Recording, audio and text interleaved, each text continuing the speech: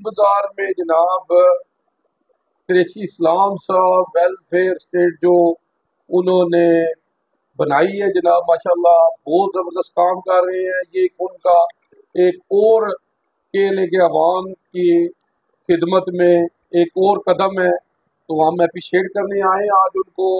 वो आज नहीं है, वो गए हुए हैं कहीं मसरूफियात में हैं, तो आज हमारे साथ बाऊ जी हैं, हाँ जी, बाऊ मोहम्मद इस्लाम साहब। इनको हमने जनाब कुरान पाक गिफ्ट करेंगे।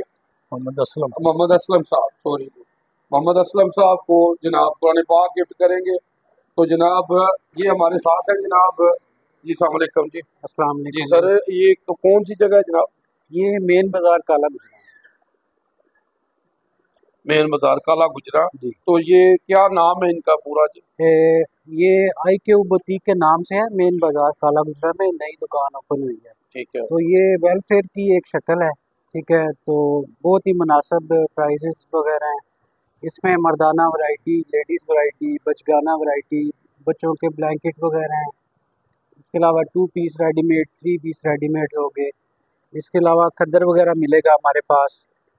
उसके अलावा ब्रांड्स के अच्छे अच्छे ब्रांड्स हैं, लट्ठा है, करंडी है, यानी कि बहुत ही बाज़ार से बहुत ज़्यादा मुनासिब प्राइसेस हैं।